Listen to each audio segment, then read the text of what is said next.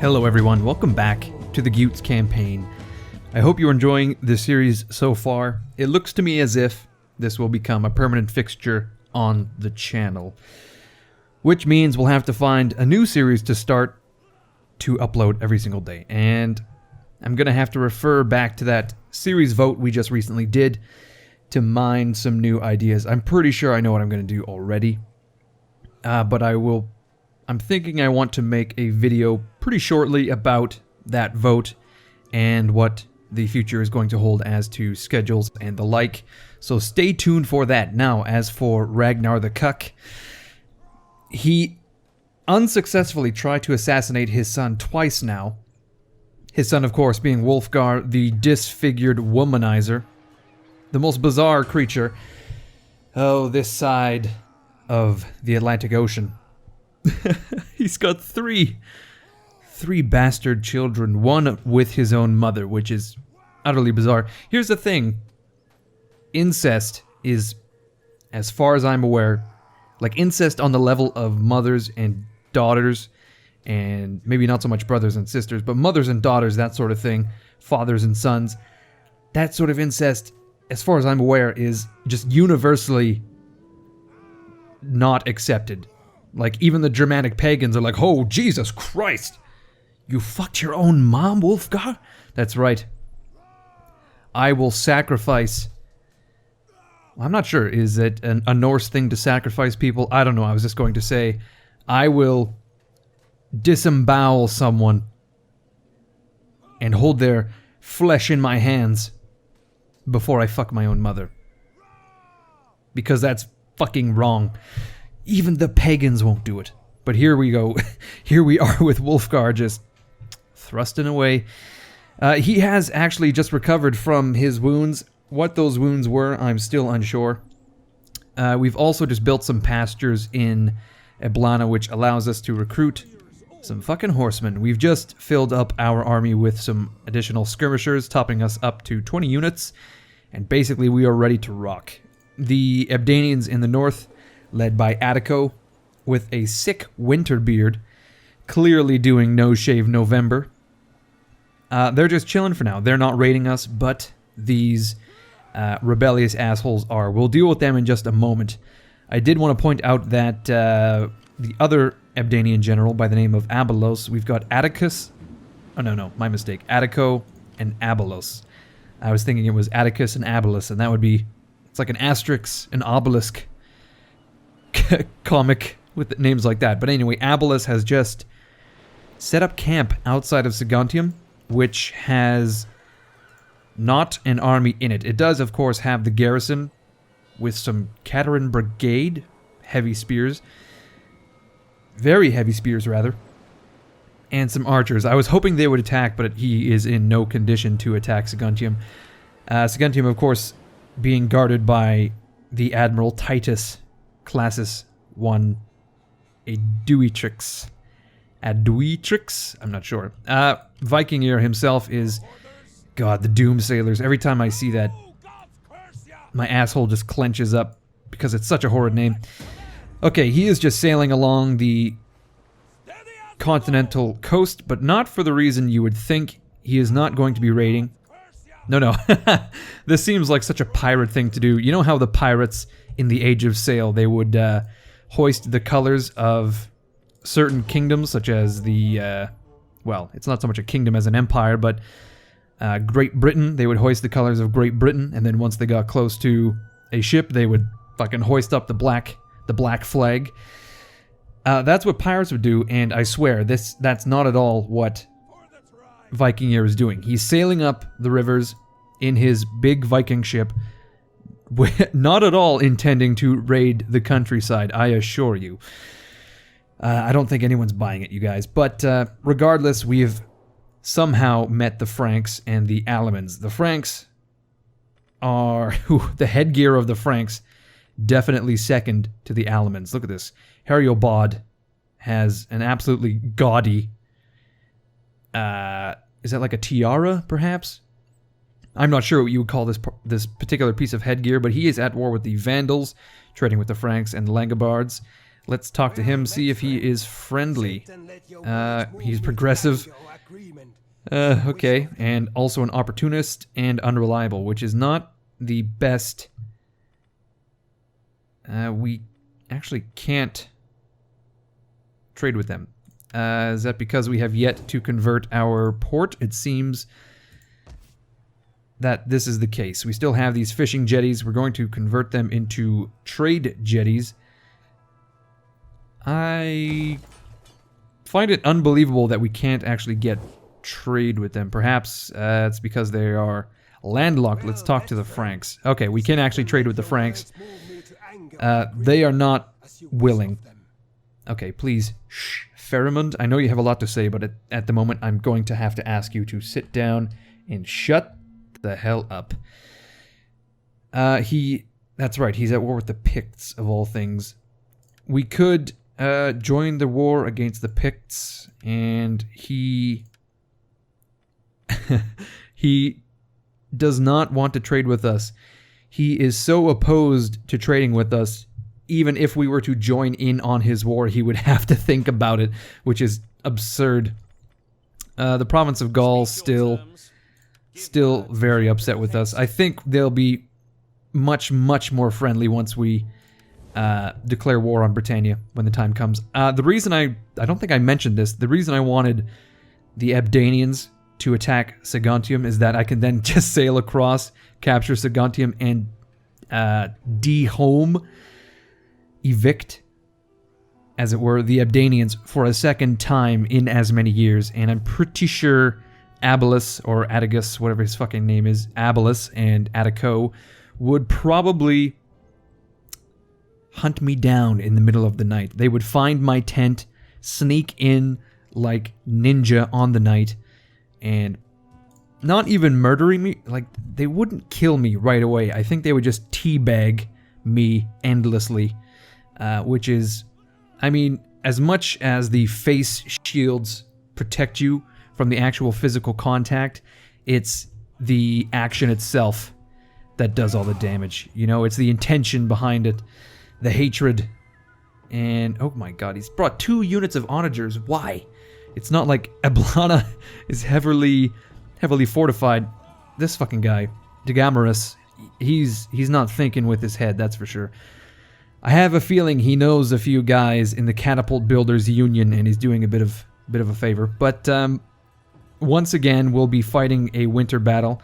Ragnarr with his massive, beautiful plumed helmet, and Degamarus with this skull cap, which just looks like absolute ass. Anyway, I will see you guys on the battlefield. I'm pretty confident this should be easy as pie. We outnumber them by a wide margin. It is more than double. Anyway, I'll see you there. It's actually quite a nice battlefield. We have this peaked hill in the center, and then it's just a, I was gonna say gentle slope, but this is actually pretty fucking crazy. You could toboggan down this hill, and I think by the time you got to the bottom, you would be at terminal velocity. I know the science on that doesn't exactly make sense, but somehow the slope is so crazy that friction essentially reaches 0. We're gonna have to scout a bit, actually, for once in our fucking life, because we can't find these goddamn rebels. I have no idea where they currently are, but we may as well grab all of our troops and move them up the slope ever so slightly. You can see I've got all of my missile units in a loose formation and at the moment. I've got my cavalry shadowed by javelins, perhaps to do some skirmishing, and by God, by Odin, they're actually on top of the hill. What are the chances of that? The AI has actually done something intelligent for once, so we're gonna have to shoot them off, unfortunately. Oh God, what has happened here? Let's get back into action like so, and then we'll swing these guys around. I guess they'll head uphill on the flank? Sure, why not? We definitely have a huge missile advantage right now, so we... did we? No. This unit was replenishing beforehand. I thought we maybe took a couple of javelins there, and I was going to be extremely, extremely confused. Okay, let's try to goad these guys off the hill. As for our infantry, we'll have to... Oh shit, what the hell? I made a group and then instantly disbanded it. Okay, we're going to crest the hill and work our way up. So it looks to me as if the javelin men are moving forward. I think by the time they get into... Are they going to move into throwing range? It seems that way. Are we actually skirmishing right now? What is going on? Oh, good God. Here comes the cav right away. Okay, well, these Nordic mounted raiders are going to tear through our archers. I did not expect them to rush forward as they did, which is a bit of a mindfuck, actually. They have just thrown their lives away, I suppose, to strike as best a blow as they could. Very bizarre. We're going to have to move forward with all of our spears. Let's leave a unit or two, rather, in reserve. Looks like they're coming for a cav. Let's just find which unit it is. It's this one. We can definitely swing around and do a counter charge. One or two. There we go. We got a couple javelins off. Man, yeah, they just tore this unit in half, essentially. We're going to have to pull all of our missile units back. Good God, they're already as far back as they can be.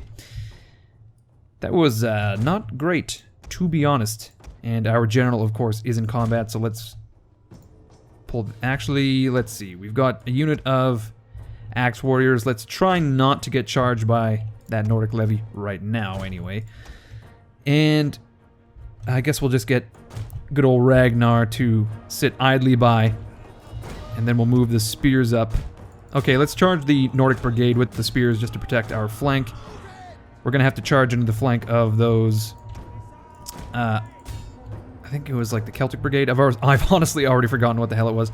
But there we go. We've broken the cavalry, and now we just have to, I guess, get back into position here. Okay, our axes are doing dick all. Let's destroy those horsemen there, and we'll have to chase off the javelins they have on our flank, because they're currently threatening our axe warriors, and they're going to do quite a number if we're not careful. Somehow we have not thrown a single javelin yet, it seems to me. Okay, we have just been charged, and we lost some men, it seems. But, alternatively, it is the catapults, which I completely forgot about. But we need to get the cav involved here to mop up the remainder of these troops. Okay, they're breaking, actually. Wonderful. And we'll grab a unit to just take care... Actually, no, we'll get 2 units to take care of the catapults. These guys can tear those skirmishers a fucking new asshole. I ask only that you do it mercifully. Use a tool this time, Ragnarr. I think Ragnarr is just so upset about his whole son-wife situation that he's just taking it out on all of these Ebdanian peasants, which is just completely disgusting and immoral. But at the same time, I almost understand, you know? Your own son.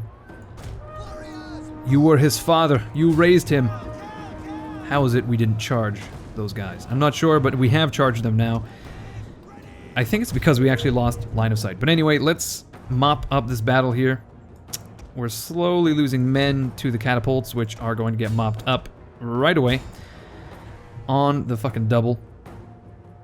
We've lost roughly 400 men, and we're just going to wipe up the rest of these rebels so they never come back. Okay, let's head back to... Actually, there's a shit ton of these Nordic levy left alive. I'm pretty sure, though, that this is the end of the rebellion for now. Anyway, let's head back out and take a look at Ablana. Unfortunately, the rebellion remains. Somehow, these guys have remained unified in their hatred of us, that they've elected Adbitos as their captain, which is just fine with me. We can return to Ablana and continue to replenish our troops, and at the same time receive this public order bonus whilst not really being concerned with this army. The only reason I attacked them is because they're getting a little bit large. They're around a half stack. So we've cut them down to size. And I think we'll have to knock them out next turn, potentially.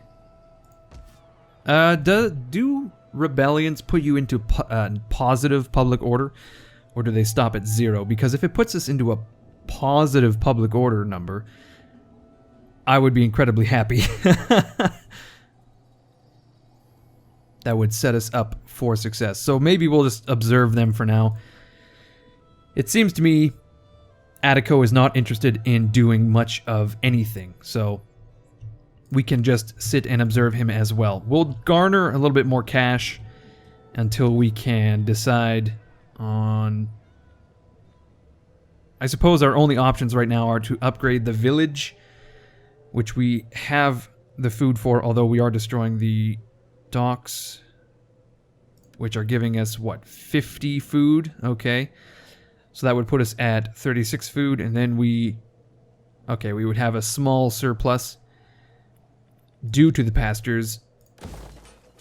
I think we can probably hang off on upgrading the town for now. The other alternative is to upgrade the standing stones, or rather upgrade the sacred ground to standing stones. But I think I decided on the grove line last episode. Anyway, I really want to see what the Abdanians do, so let's end the turn. Well, unfortunately for us, the rebels just threw themselves on our spears in Ablana, and I was obliged to auto-resolve the combat, losing 44 men, amazingly. But that's just fine, because we're actually somehow in a positive public order. It seems to me it's entirely our military presence.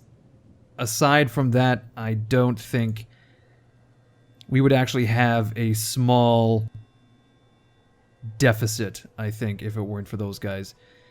What is that? 9, 13, 16, 18, 19. Yeah, we would be down about 5 public order. I'm hoping that soon the religious difference will begin to diminish and become a positive, although it won't be for quite a while, unless, of course, we build our grove. That's not going to increase paganism at all, but it will actually give us... Oh, it actually has a food consumption. Well, that's a bit of a problem, because we are not going to be able to pay for that food for quite a while. So we may, in fact, have to build the old barrels and graves line, which gives us sanitation and about the same amount of religious conversion, although the grove line allows us to recruit priests.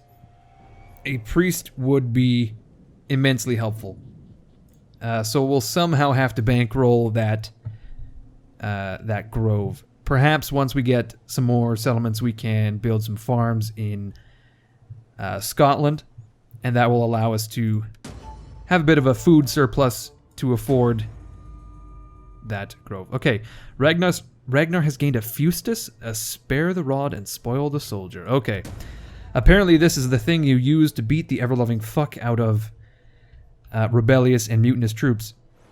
Weirdly enough, the first navy has left Saguntium, leaving it at the mercy of the Stonecrows, who have yet to move, unfortunately.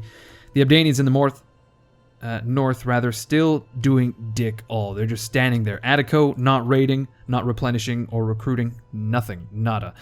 Very bizarre. We're going to continue sailing up this river. Is it, I don't know, is it the Danube River? I would think. We found the Langobards, and I'm pretty sure that's all we'll see down here, so that's just fine. We're not going to be able to trade with the Langobards either, as they are mostly landlocked. Unless, of course, it looks to me they have Phrygia. They do. Okay, unfortunately they somehow don't have a port, so therefore we cannot trade with them.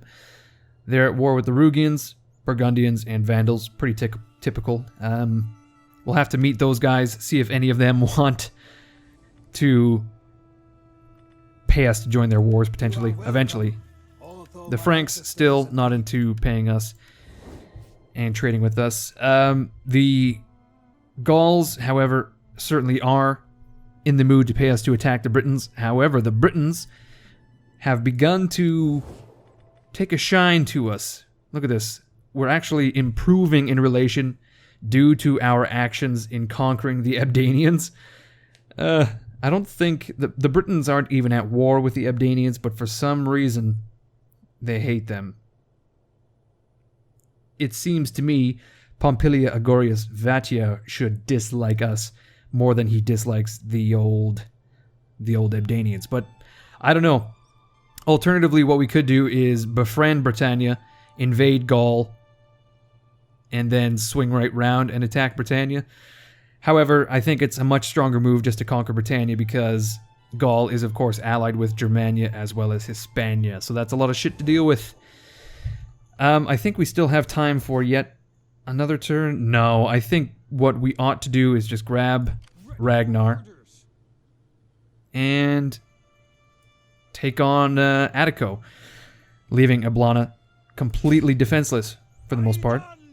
And then when we come back next episode, we can destroy him in the field. It's going to be an easy battle, but I think I want to fight it just for the fun of it. Although it seems to me like we could just all resolve it incredibly easily. But anyway, I'm going to end the episode here. Thank you everyone for watching. I hope you enjoyed it. Leave a like, leave a comment. As I said, I'm pretty sure this series is going to stick around on the channel. But still, leave a like, leave a comment. Always appreciated. As always, my name is Incoherence. This has been another episode of the Gutes campaign in Terminus Total War, and I will see you all later.